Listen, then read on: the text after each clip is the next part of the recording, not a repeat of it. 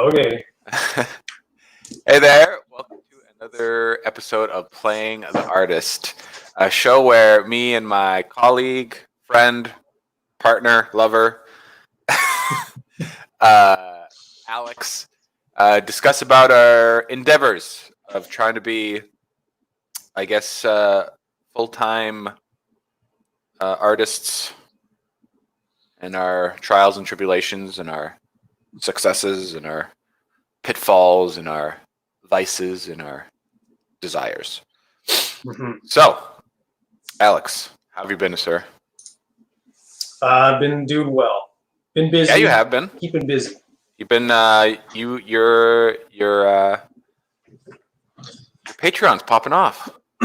Starting to get some traction. The wheels are spinning, Yeah. Feel like it's like starting a fire, this whole Patreon thing. It's like at first you're doing everything you can, you're like spinning, you're like rubbing the sticks together, you're blowing, you're taking moss, you're like, maybe this will work. And nothing works at first. Moss is watery. I don't use moss. Yeah, exactly. See, you learn that stuff along the way. You're like, no, you got to use some like moss that's been in the sun for like, a whole day so that it's dry. Okay. Moss gets dry. Dead moss. I suppose so. Anyway, so it's like that, and it's finally starting to see some smoke. I'm very. It gets me excited. Like every time I see that your number get higher, I'm like, oh man, I want to be there in the trenches with Alex and trying to like muster up some patrons. Yeah, it's kind of fun. It's really validating, I guess. Yeah, you know when you're on the right path and what you're doing is right or wrong. Yeah, well, it's like the monetary thing is good because it's like, oh, okay, so people actually care about this, and I can potentially grow this into a thing where it's like something really cool, and I can do it and keep a roof over my head and put a little bit of money in the bank. Like that's even better, right? That's like the dream, right? Is to do creative. We're not quite there yet, but but it feels like there's like a path there. So well, nice. It's I would say it's more of like, oh, we dug our path, and now people are like, hey, this is a cool path. Can I join? And you're like, yeah, come on ahead, go and join the path. Something like that. But enough analogies. Oh, I thought about something that I think will benefit mostly you, but will probably benefit me too. But mostly you. Well, I like the sound of that. Well, half of that at least. Half at least, yeah. So I was trying to get a hold of Artisan Guild. If anybody doesn't know who Artisan Guild is, they make amazing miniatures for 3D printing, and they're very, very good. They're very, very technical and talented, and just some of the best miniatures out there, I would say. I was trying to reach them, and be like, oh, I would like to use one of their models for promotion, for scale, because I do terrain, right? I wanted to have some scale reference because it's very visually pleasing. Mm-hmm. And I tried to get a hold of them on Instagram. I couldn't find like a direct message to them, so I was like, they didn't answer back, and it's been like, I don't know, like 4 days now, counting today, and so it's just like, well, fuck. I guess I'll have to try again. But then, I was thinking, why don't I just ask Alex? Why don't I just ask and use his minis, and then just put a little disclaimer that says like, the miniature for scale reference is made by blah blah blah. Support his work, and then link your Patreon. Yeah, I was thinking the same thing. Like I've got the posts that do pretty well are ones that are like in context, like you've printed the thing and you can see it on the table and stuff. But I'm like, I don't really have any. I'm putting it in front of like plants and stuff, like kind of, I'm trying to make a composition out of just shit around the household that looks like, just to give it some real scale. But I don't have any dungeons or anything. I think it would be cool to, I don't know how far along you are in your 30 days of tiles, but I think that would be perfect for the stuff I'm doing. I think it'd be really cool. Look at that, dude. That's cool. Oh shit, it slides in too. Yeah, no supports. Dude, that would be perfect for my my summoner looking character who standing in front of that spiked gate anyways. Yeah. I almost got all the models done, by the way. I got 6 models left to make. Nice. Yeah. That's awesome.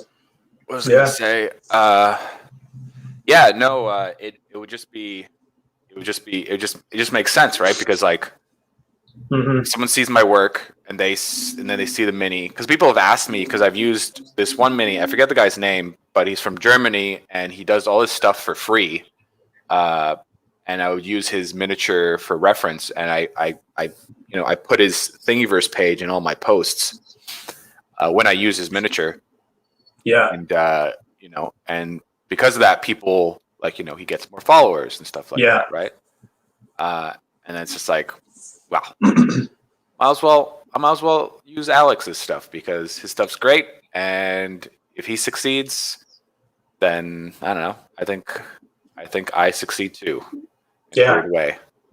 Maybe not financially, but just like working together with you. Yeah, we can rise our boats together here. I like that sliding door. I don't know how gate? That gate.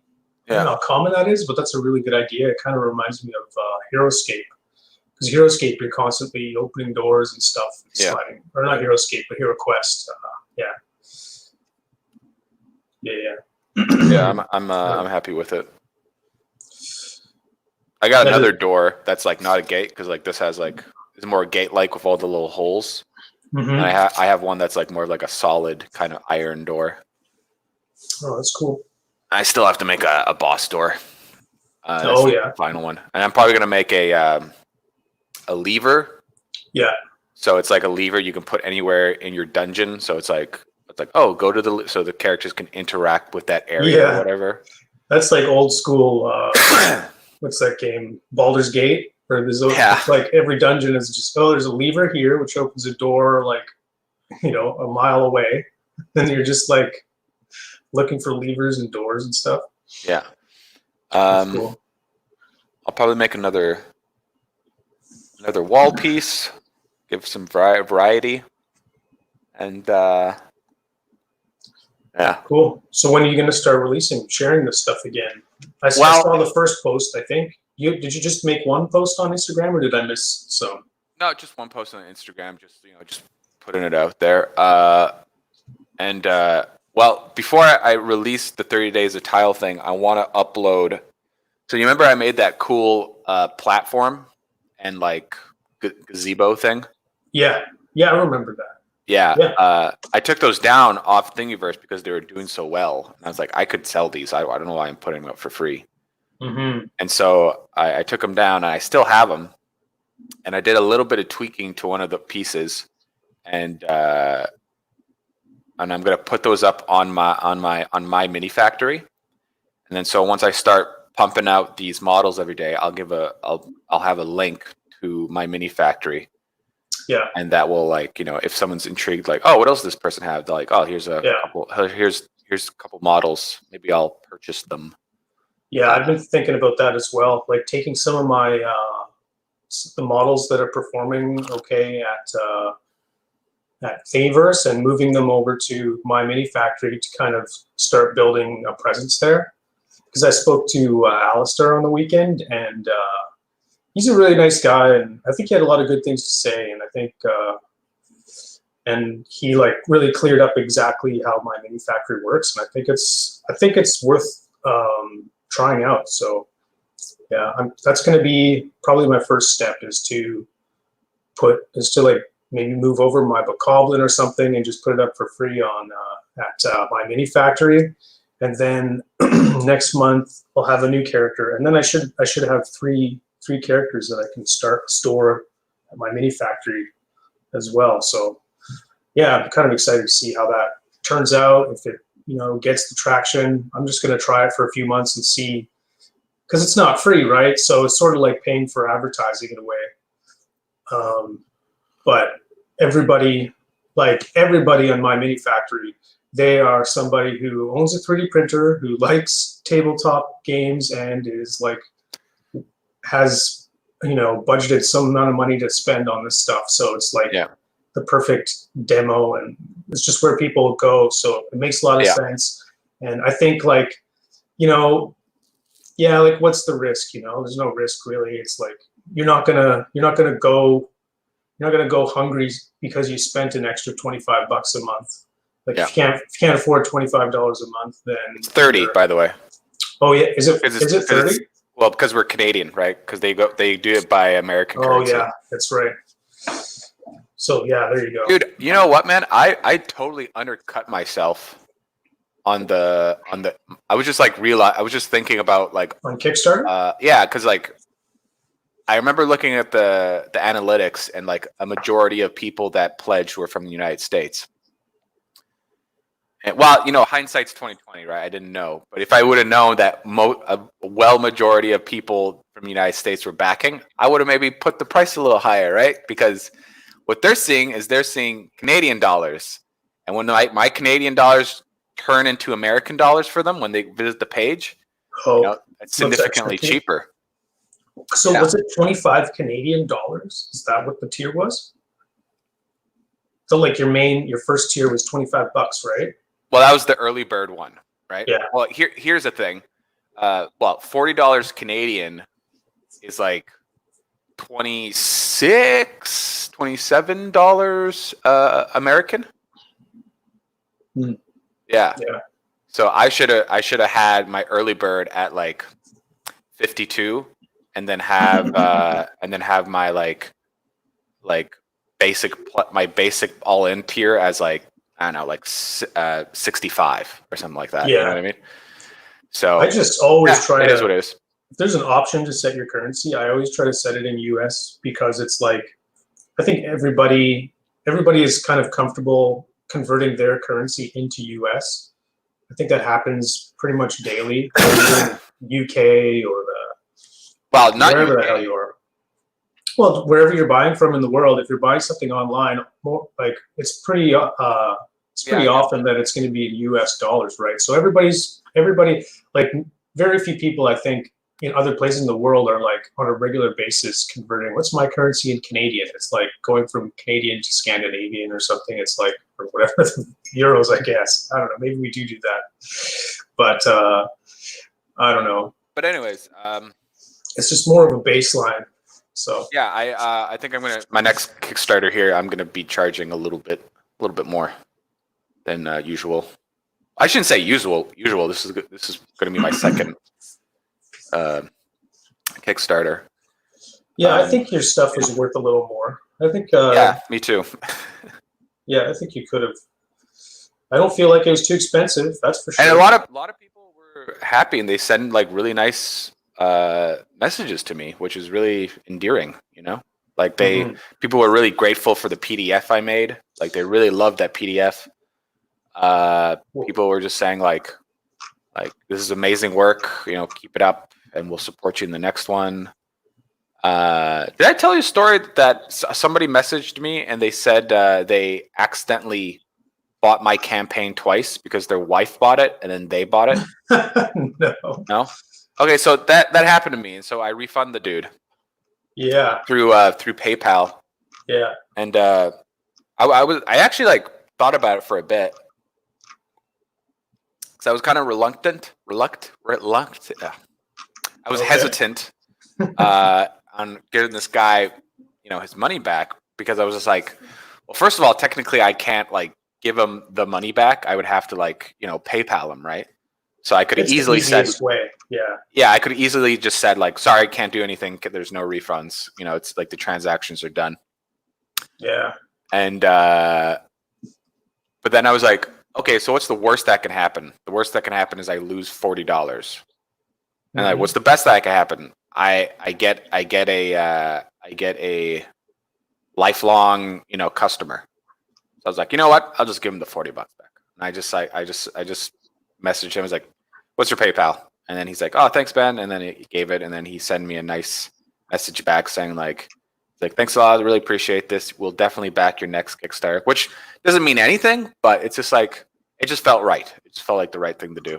Yeah, imagine if you said, yeah, fuck you then, son of a bitch. Like if you didn't refund it, Yeah. like then you like imagine how like, you know, that like having a negativity, you know, oh, there's somebody out there who thinks I'm a dick, you know? Oh, I'm sure there is. Well, dude, there's one person that was so fucking annoying on the Kickstarter, and they were being super rude, and they were like demanding the models because I was trying to get the my mini factory page up and running. Yeah. And this person was like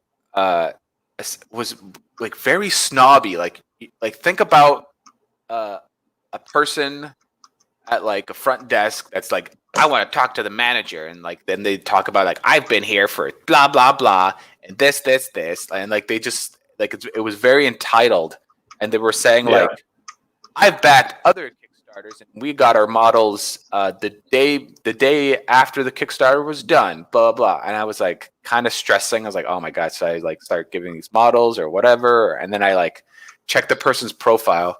The person pledged the lowest tier. So it's like, okay, all right, lowest tier. Well, okay, that doesn't mean too much. But then I saw like how many stuff they pledged to. They pledged to two things. I'm probably the second one, and they're like they're like demanding these models to be like delivered right away. And I was just like, Jesus Christ, ruthless. Yeah, well, they just don't understand that there's a process. There's processes. But what was really nice though is people saw those messages because they were live. And they sent me nice emails saying like, you know, like, oh, thank you so much for delivering these files. I could have waited, you know, another week or even longer. Some people were, the person messaged like some people, but they knew who it was. Yeah. Some people were being very rude. They were saying, we're just saying like, don't worry about, don't sweat it. So I think there's a lot more nicer people. There's a lot more nicer people in the world than there is mean people. It's a good practice, I think, to like if somebody comes at you spitting fire on a forum or like, you know, like what happened there publicly. I killed it with kindness. Yeah, do that. I just responded saying you know, thank you for reaching out with your concerns and your questions, and I just was like talking about like, oh, this is taking more time than usual, blah blah blah. No, you know, just kind of like put on my business hat and just kept it super clean, super tight, and no combativeness at all. Just take a moment when that happens. Hands off. Take a moment to think about it because like. Oh yeah, it took me all day to try to like respond to that. Message. Like don't be in a hurry because like a lot of times somebody else will chime in like on your behalf. Like sometimes somebody is being really like, you know, just like a nuisance. Like a lot of times I won't say anything right away and then I'll be thinking about what to say. But by the time I even think about what to say, someone else has come in and said, hey, you're a dick or something like that. And it's like, hey, well, that happened to you. That's way better than that happened to me. I forget when that. Oh yeah, I think it was. Oh yeah, it was a while ago when some guy was saying my shit was too expensive. Yeah. But whatever, you know. I think I found a good price, and that guy sucks. That guy sucks. But no, yeah, I spent over $2,000, I think, last weekend. 2,000. Yeah, so I invested in a chicken farm in Vietnam. Oh, that's great. I bought chickens are pretty cheap down there. I bought 700 chickens. How are you going to get them shipped? Oh no, the farm's there. I see. I put the money up front, and then the farm's just going to generate money, and then I just pay the workers through there. I have somebody that's just running the whole thing. No, that's not true. Of course, that's not true. No, I bought. It's a pig farm. I bought all my licenses. I'm all checked out for the licenses. Okay. Fuck that. What do you mean by that?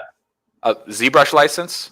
Oh. A Maya license, a year prescription because you can only do month, year, or 3 years. So I bought the year. Did you get the Maya LT? Yeah. Okay, good. Yeah, that's not a bad price. No. Well, 300 and something. It's not cheap, but it's not. It could be worse. But if I could do a Kickstarter each year and then also make money off of my my mini factory, all that stuff will be covered. You know what I mean? Yeah. Yeah. And then of course my Photoshop license, which is super cheap. Yeah, Photoshop's the best. Yeah. Also, I'll probably be end up paying for a Premiere Pro license, which is like 20 something or something like that a month. And then what else? And then and then I bought a camera, like I bought the same camera that I filmed with for the promo that I was using at Kevin's house, and also Gavin's camera. So it's like the exact same camera. Bought that. Bought tripod. Bought some more paint. Yeah, that's about it. All that was quite a bit of money. Yeah, I bet. That's crazy.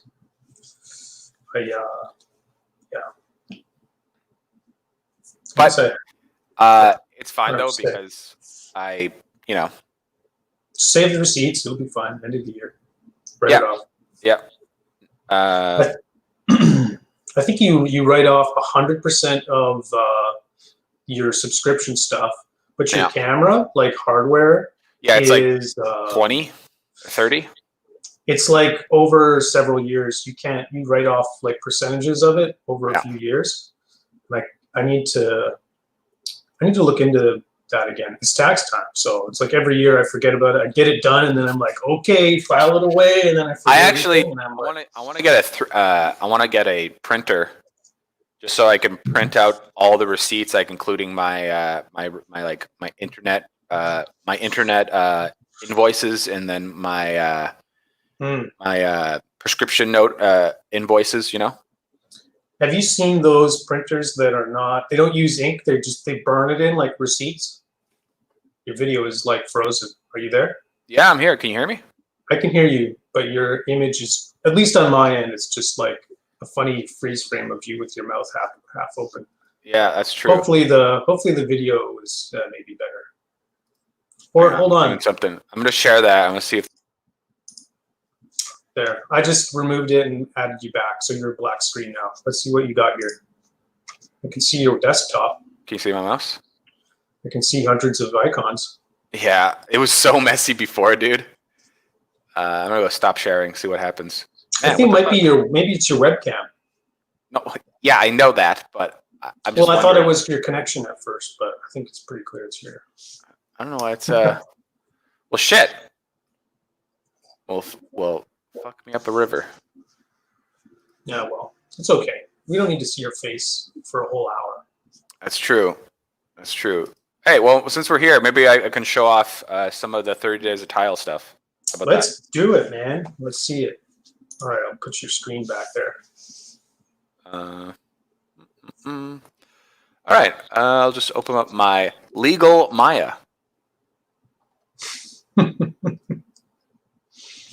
And you mean it's been legal the whole time? Oh yeah, most definitely. Allegedly.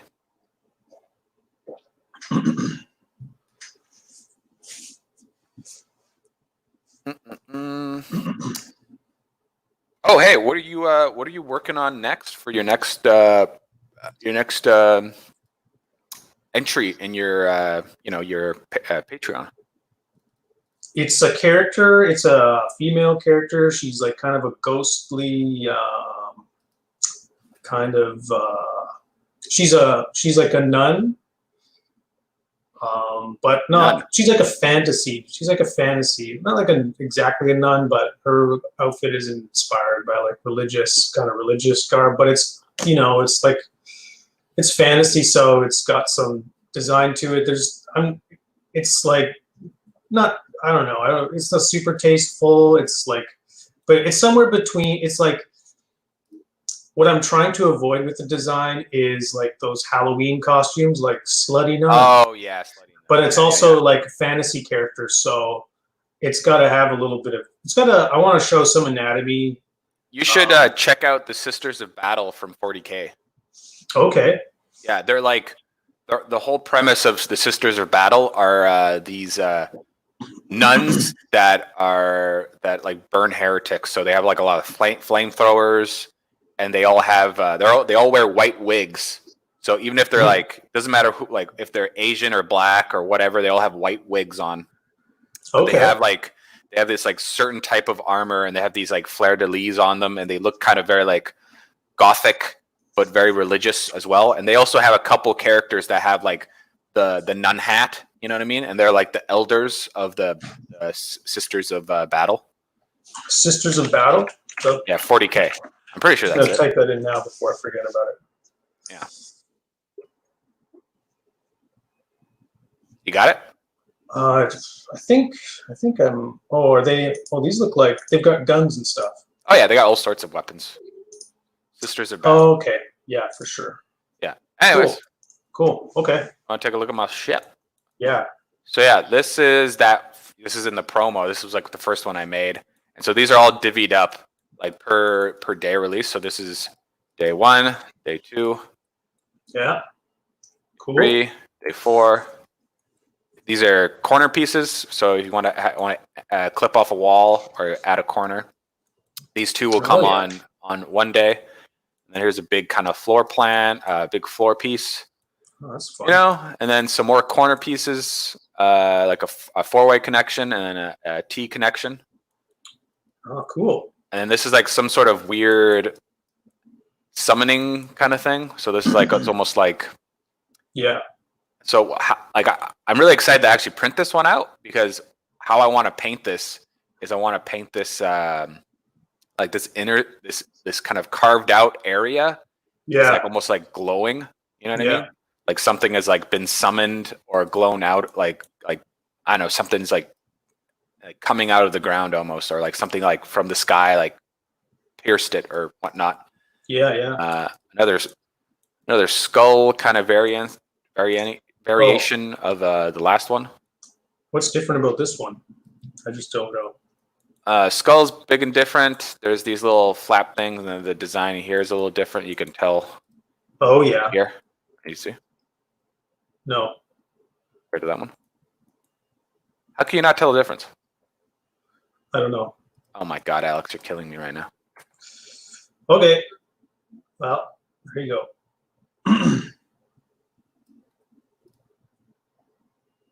Oh, it has those side arches. The skull's different. Oh, okay. Yeah, I guess it is different, isn't it? Yeah, and then the little emblem in here, or like the little design in here, is different as well. Yep. That makes me sad. Sorry, I just thought they were just was like a glance. They're both cool. Your glance. Yeah, and then the next one's gonna be these two little pieces, you know. And then 2 little pieces here, and then 2 little pieces with a fucking weird thing with spikes coming out of it, or some sort of like magic entity or something that's maybe hazardous. You never know. You know what's a classic D&D is the spike trap, where the floor disappears and then there's like a pit of spikes. Oh yeah. They have a bunch of those. People have made a bunch of those, and I was thinking of making kind of like a stereotypical trap, but that's already been done. You know what I mean? So Yeah. I could make my own version maybe in the future. Yeah. That's true. So yeah, and then some more variants of small little tiny stuff, and then a one spike thing, and then a little bundle of small walls, as you can see. Yeah. And then this is a kind of like a pillar. So you would like put this in the middle of a dungeon for cover, and then there's a broken version right here. And then this is just a tile full of rubble. And there's a big wall with a hole in it. So characters can go past. And then a big spike thing, and a little bit smaller, a little bit different. Sewer grate. And then a broken sewer grate for the next day. And then here's the other. Amazing. Yeah. And then here's another door. This is like kind of a more bigger door that you can't see through. Yeah. And of course, I've showed this one off at the beginning.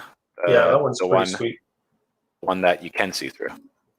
Cool. So yeah, and then there will be one more door, another one more door, which will be the boss door, and then a lever, a different wall. So that's 3, and I need one. Wait, how much do I have? I think I got to make 6 more models. Yeah. So yeah, some other mumbo jumbo shit I got to make. So that's cool. Yeah, so that's the whole shtick right there, pretty much. Have you started playing around with like? I still have to name all these things. I have to name them accordingly too. Have you begun to like make little dungeon paths out of them yet? Like oh, I can lay it out this way and it makes this corridor kind of looking thing. No, that's actually a good idea. I have to do that. I actually also been working on my next Kickstarter stuff. I might as well show you that too. It's like, once you're halfway through, it's like, okay, let's see what I can make out of this. And then sometimes you're making shit and you're like, oh, if I just had this piece, I could make all this other stuff too. And then oh, okay, I'll make that piece. I made some dungeon tiles before. Remember those sci-fi tiles? But I took them off Thingiverse. Yeah. Remember? Yeah, I remember those. So I did run into that. So I kind of know what I'm doing. Yeah. Sort of. Here we go. So I was messing around just to like, 'cause I was looking at these tiles for so long, and I was like getting a little stressed out, and I wasn't sure about what to make next. So I like went ahead and started doing the work for the next cool dungeon. I got not dungeon, but next Kickstarter. I like this. So the whole idea so remember I was saying like I have this idea for like a different kind of system. So this is the idea where it's like these pieces all connect together to make almost like catacomb or almost like a library, or almost like a big kind of like multi-level dungeon. So you can. I love that you're tying off triangles and stuff. It's very clean. It's like the game modeling. It's like modeling stuff. Well, I don't do that all the time. It just depends on the type of model, because So for this model, I know this is 4x4, right? Yeah. And I want a center for each of those 4x4s, and also the center, right? So I can always make sure that everything's lined up properly, right? Yeah. So the whole idea vertex right in the middle. Yeah. So the whole system is like, so somebody can make a whole, like dungeon system where they can have multi-levels, right? So they can have gameplay and stuff like that.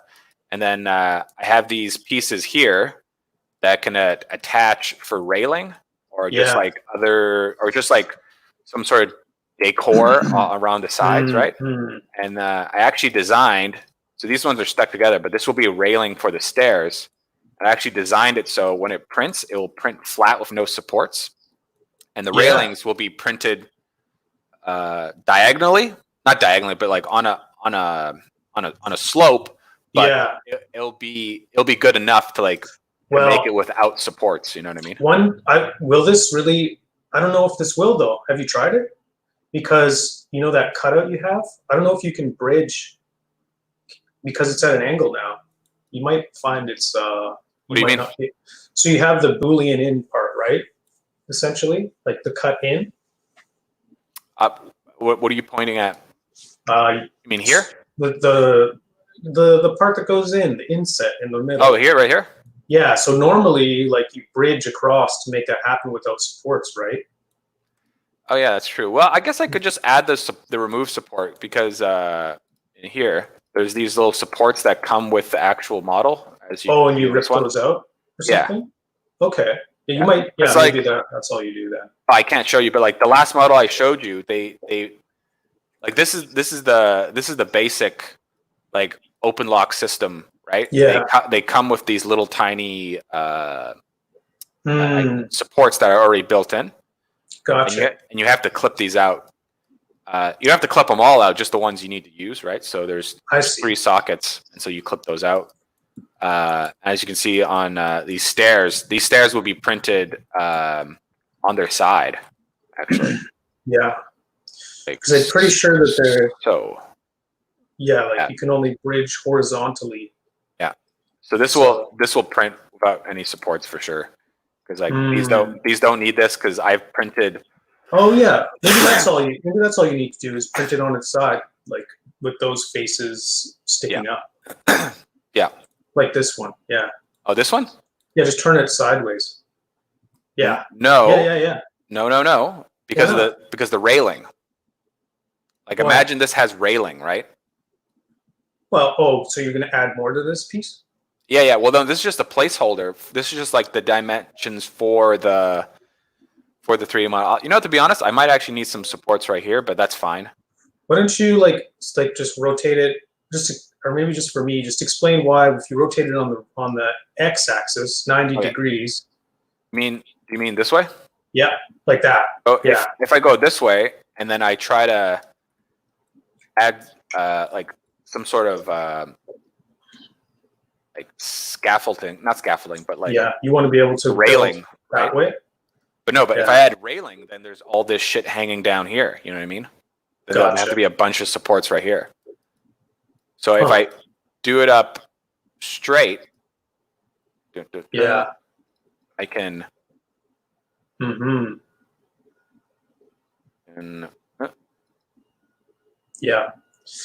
well, like that, right? Yeah. Just test print it. Oh yeah, I have to test print all this stuff, but right now, like I said, has to be object. Okay. Yeah, right now I have to finish the 30 days of tiles. I'd like to get the 30 days of tiles out. Yeah. At the beginning of next month. So yeah. So that's that. And then of course there's lower levels, and then you can add levels, and you can add higher levels. And then what I like about this is that there's a version where instead of having open space like this, you can like block it off with like actual like walls. So you can have something like this, It's just like so rare that dungeons have like y-axis play. Like usually there's just kind of like a map on the ground. This thing as well, you can you can build like a whole big level out, right? I'm gonna make it so you can build a whole big level out on top, and then you could. I just thought about this, so I was thinking of making little nubs here, and so if you want, you don't have to use the clipping. You can use just the nubs, and so you can just remove the top off without like taking the whole system with you. You know what I'm talking about? So I think the people that will play like, let's say, Warcry or some sort of tabletop wargaming that's more fantasy based, they'll probably want to use the plugs, like the clips, so it's all sturdy.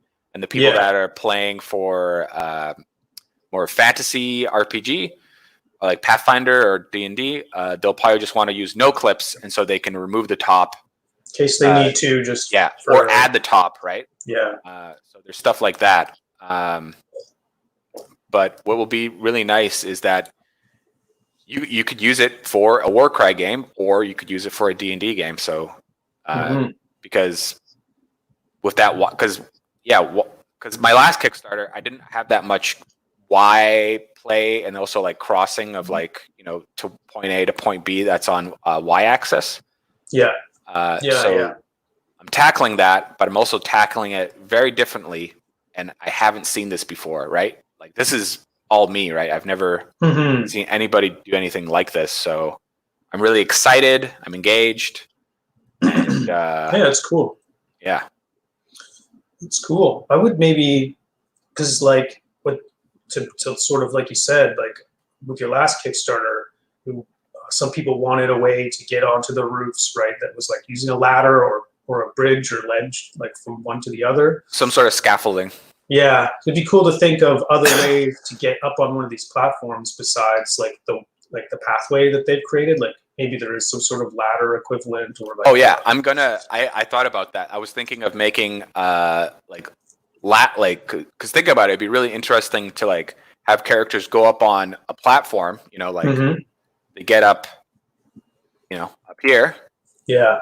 And then maybe have like a ladder. You can print out a ladder and have a ladder up in this area over here, and they could bring it down. And there's like a single platform right here, where the only way to get across is with the ladder. You got to get and then place it down there or whatever. Just a whole bunch of things you can do with this. Man, a lot of creative encounters. You know what I mean? You could totally make a scene out of this where it's just a giant library, right? Like a wizard's library. Yeah. Or maybe like these are like the inner workings like under a city, and there's a bunch of rat men down there, right? So you can make like a sewer system version, right? Yeah. Or you can make like a catacomb of like, so it's like all dark and evil, a bunch of skulls and stuff or whatever, and your tiles, your 30 days of tiles, everything fits together. You could. Those tiles will be able to work with this because it has the same locking mechanism, right? Yeah. And also other, like if you have other tiles that you're like, I'd really like to combine these tiles with those tiles, like you can do that because it uses open lock. So. Yeah. Yeah, I'm excited. That's cool. Yeah. That's awesome, man. Yeah. So I've been a very busy little boy. I don't know why my freaking mic is not my mic, but my camera's all fucked up. Still frozen. I removed from stream. No, I don't want to do that. I don't want to remove myself from stream, but then, so yeah. Oh well, whatever. Oh wait, I could stop the camera and plug it. No, that didn't work. No?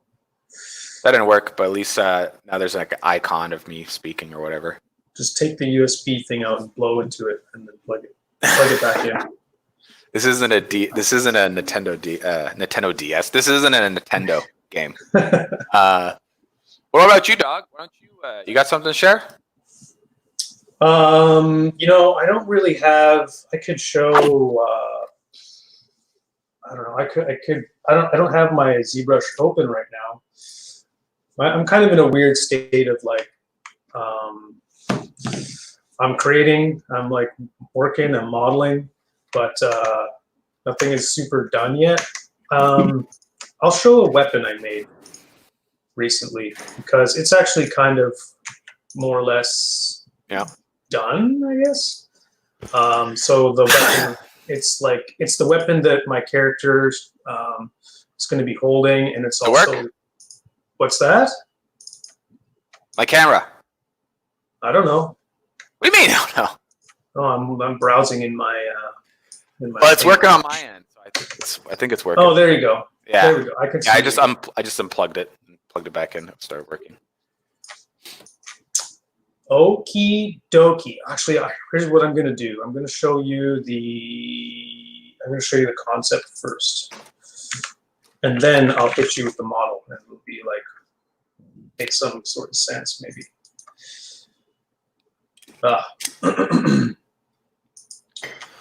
Okay. Hey, you should write on a sticky note that you got to give me some of your models. I would like those as soon as possible. I won't forget that. Let me just print. I got to print some. I'm actually sending models out to a couple people this week.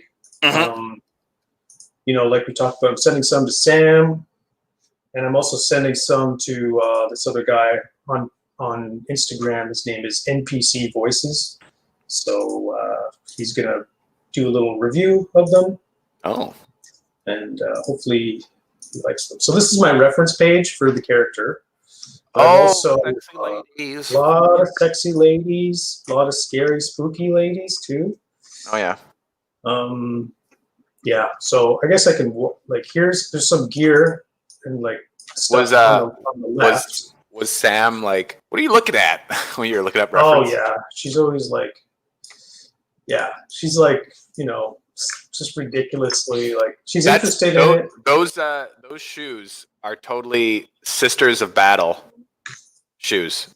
Yeah, I think like if you look up Sisters of Battle, you look at their feet, they're all wearing like these like in steel industrial high heels that look like kind of like that.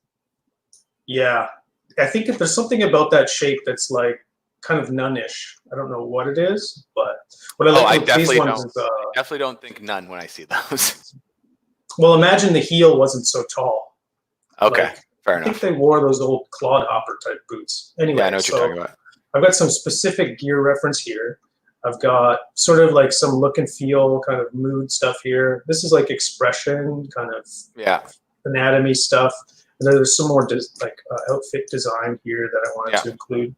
There's this. This was the first reference I found for the weapon I wanted to have. Sickle. Sort of, yeah, this like sort of moon-inspired sickle, and so then I found that, and then I did some concept drawing of what there's going to be 2 items. She's going to have this. This is kind of part of her outfit design, and maybe I'll show how that turned out next week. But Yeah, I like that weapon. That's a cool weapon. this one is called the Edge of Fealty, and the way it works is you stab somebody through the heart, and then while that's you kill them essentially, but they're never really dead. But while this is in them, they're like servants of yours in a way. You just take control of them. So that's what's kind of going to be stabbed into her, and she's under control of like the big bad boss guy that I made earlier. And then this is just her standard weapon that she's going to carry and so with. she has a blade in her. Yeah, part of the model. That's a part of the model. Yeah, and I want to make them. I like that. I want the blade to be able to come out, and like that's kind of how you defeat her. Is you can either like defeat her by doing like damage and like arcane damage or whatever. I don't know how you're gonna do that. Make the blade come out. Yeah, I got to do some tests. Hopefully, I can pull that off. I'm sure it's possible. I just need to do it. I think you should just. I don't know if you should worry about that at the moment. Well, it's a stretch goal. Like I said, I think it would be cool, but it's it's what presents a challenge. And then there's this is the design. Yeah. And I really like that weapon, but the story you gave me,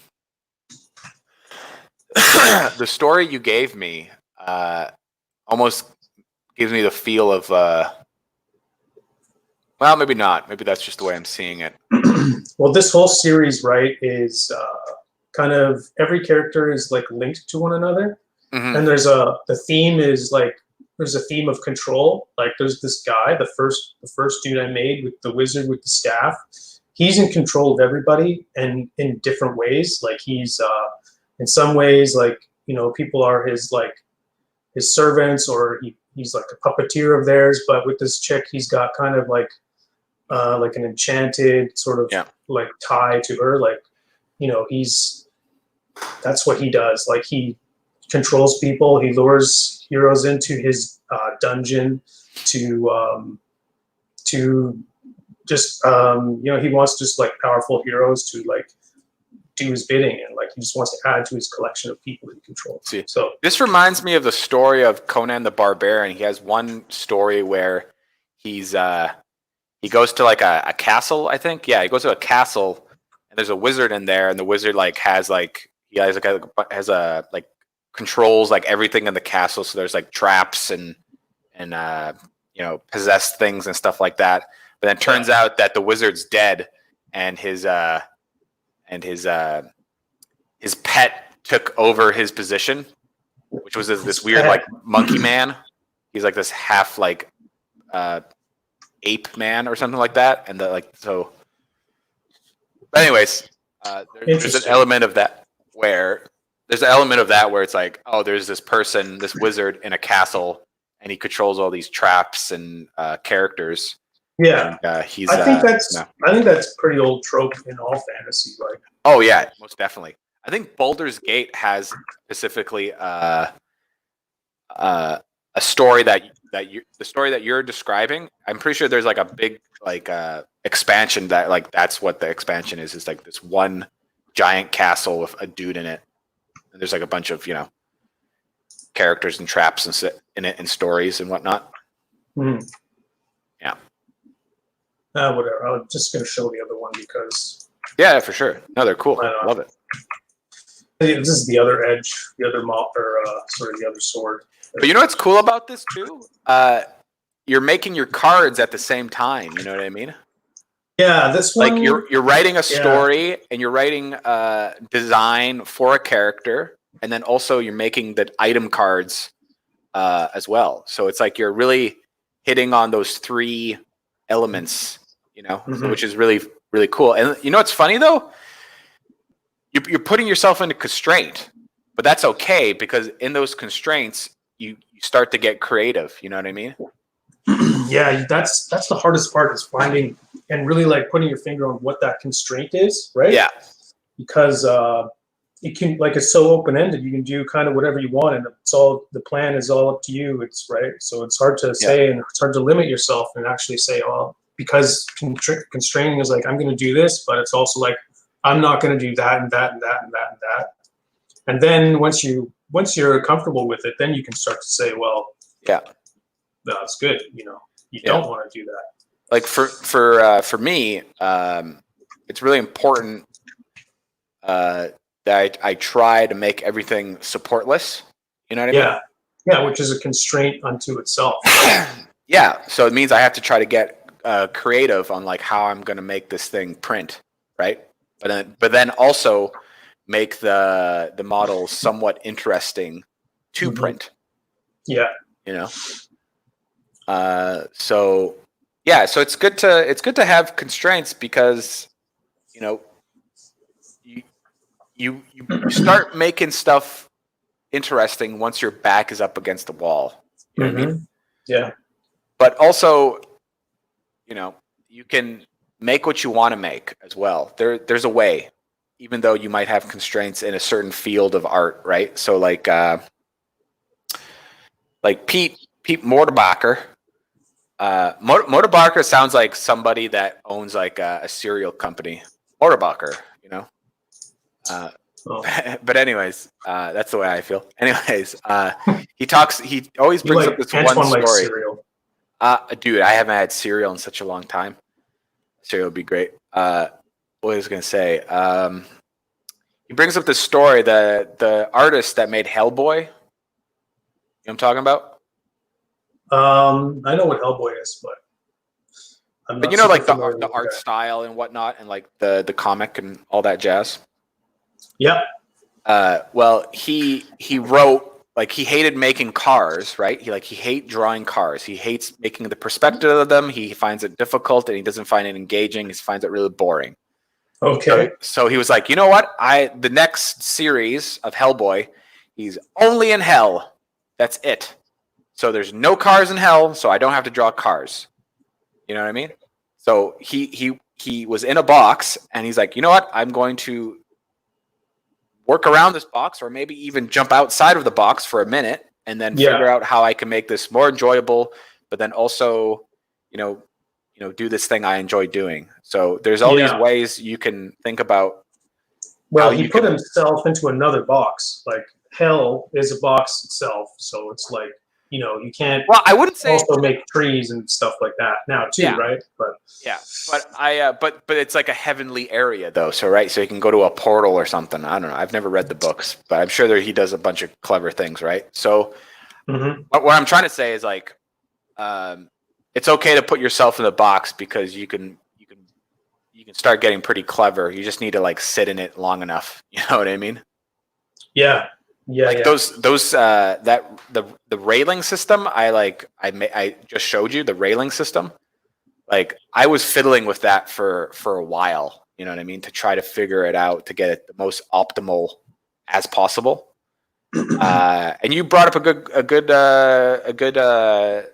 question. You're like, oh, you should put a little support in between those plugs, right, where the clip goes, because it will have a hard time trying to build off on that angle. So I'm like, okay, yeah, I got to put a little support there that will be removable, but that's normal because all the other tiles have that, right?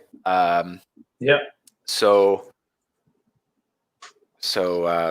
yeah, what I'm just trying to say is that don't don't be afraid to put yourself in a box, because you can always step out of it, and you can always figure it out, usually, if you just stick to it and like think about it. Yeah. Yeah. I'm starting to figure it out every month. Like the first release I had, the items were, I guess, I mean, they tied into the character, but they didn't like. There wasn't a lot of like overlap with the gameplay. Yeah. The first two were kind of like that. The items were just a little bit more random. Yeah. I guess. But like on the third guy, all the items like work together. Like their kits all make sense. You get like the container. You get this container that has souls, right? Yeah. It's like it's a decanter of souls, and there's like you roll a D8, I think, to see how many are in there, and then you have the and like you can use those souls to like you can through that decanter you can infuse them into yourself and gain some strength, or you can take those souls and you can use them in the other item, which is like a mirror, and that thing, it has a soul gem, so it requires a soul, and then when you use it, you can use its ability, which is like it allows you to do something. I forget. Where like if you roll a critical one,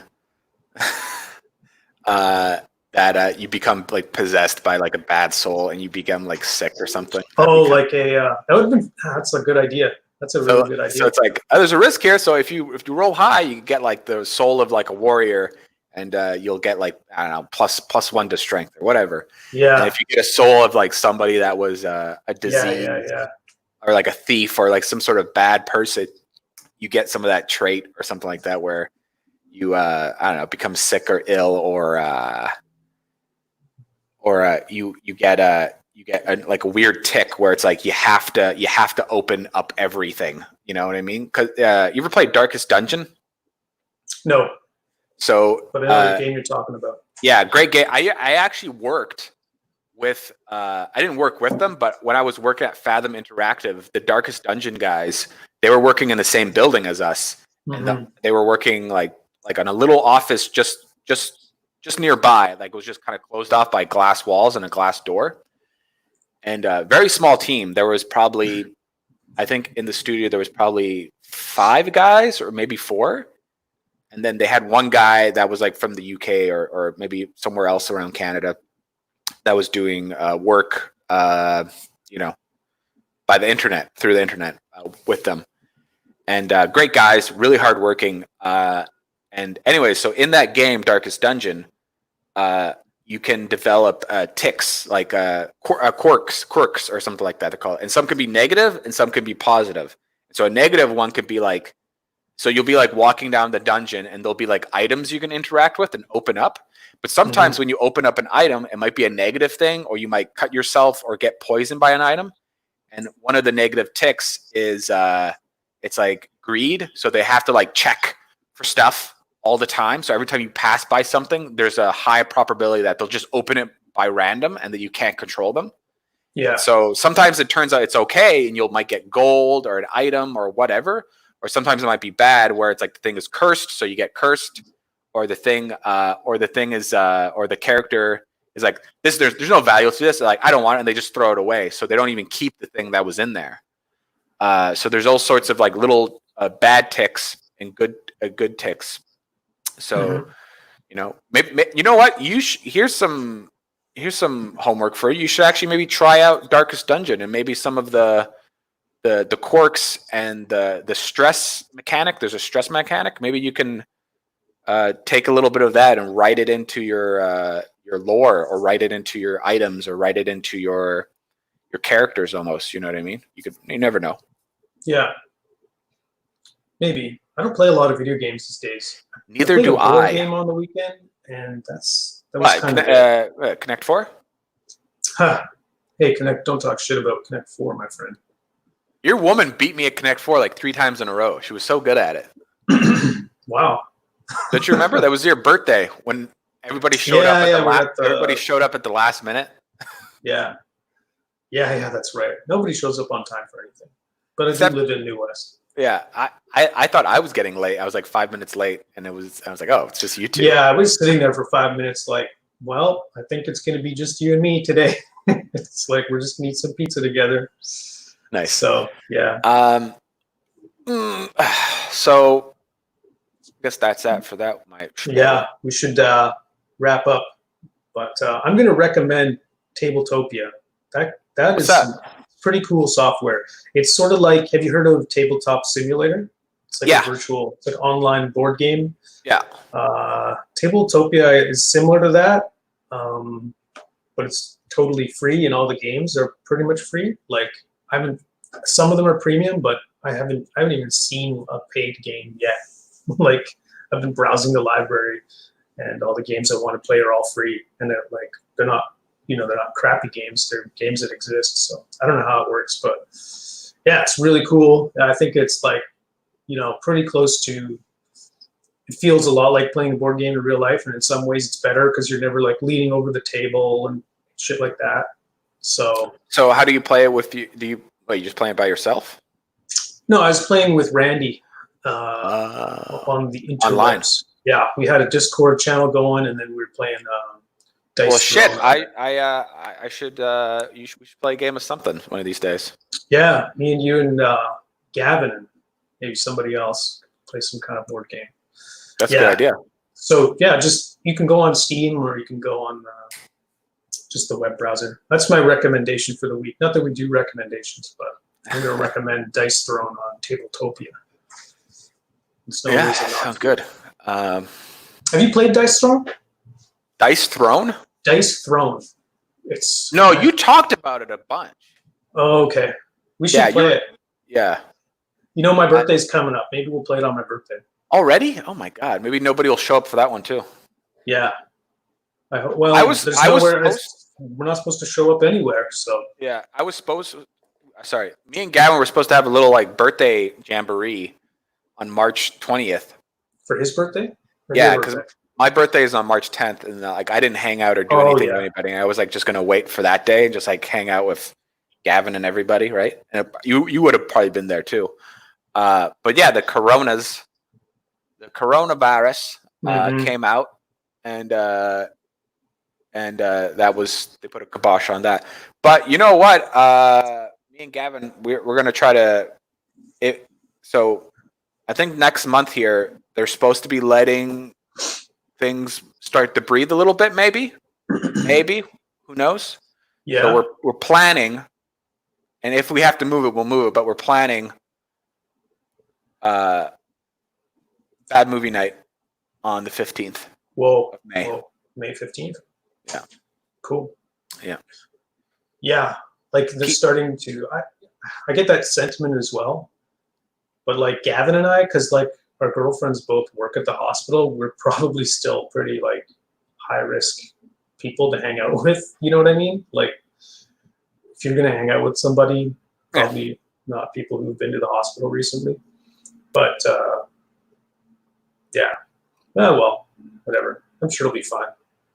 Yeah. You've been coughing more than I. What the hell was that?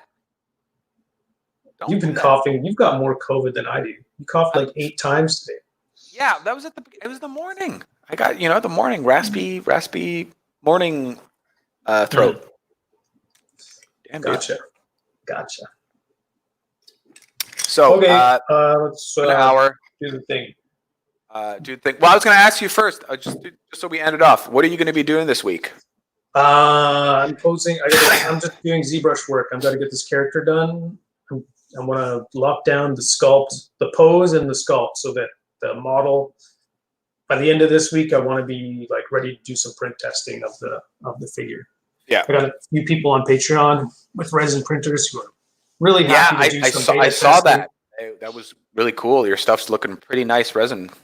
And resin, you really for the characters that aren't large, you really need resin because like 28 millimeters is just tiny, and my printer prints something that works.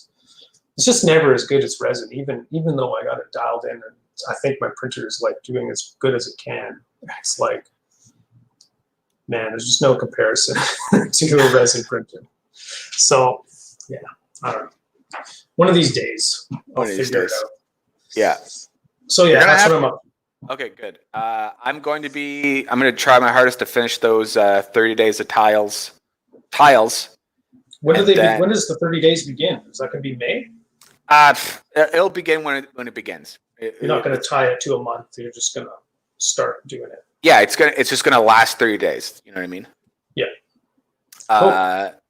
Oh god, I still have to name all the goddamn tiles, and I still have to do promo shots for all of them as well. Mm-hmm. So yeah, send me those. Send me. Would be good. I guess the summoner guy is pretty good. The summoner guy would be cool. I think you'll want the disciple of puppets guy. He's got the giant? Cool the giant stone armor guy, or not stone, steel. Just give me what you got. Yeah. Even the bokoblin. Sure. Yeah, and then I can. Are you gonna paint them? Oh no, I'm only using this for 3D renders. Oh, you just want the. Okay, I got you. Okay, cool. Okay, that's it. Thanks for joining another episode of Playing the Artist. You can support the show by leaving a like, leaving a comment, or maybe subscribing. That'd be nice. And hit the bell icon, and you'll be notified in the morning when we go live. Yeah, we'll get you out of bed, maybe. Get you out of bed, maybe. Get you out of bed. Every Tuesday morning. It was usually at 7, but since of the quarantine, we do it at 8 now. And and Alex, where can we find you? Yeah, come to patreon.com/TigerSkullRPG and have a look at what I do. And that's it. That's all I'm going to say. Okay, and you can find me at Forbidden Prints, which is just one word, Forbidden Prints, like a printer. On Instagram, Twitter, my Mini Factory, or Thingiverse, and and thanks for joining. Whoever watches this goddamn video. Yeah, even Fabrice is not watching. Even the one guy we had is not watching anymore. Yeah. Okay. Well, that's episode 40. So. Yeah, that's right. We did 40, man. Yeah, we did 38 twice, for crying out loud. Well, that's you. You did 38 twice. Yeah. Well. Yeah. So keep pushing, dude. Keep getting more patrons so you can quit your full-time job, and then we can have maybe guests in the future. Yeah, that would be cool. Someday. Okay. I'm gonna let you go. Bye. Bye now. Ciao.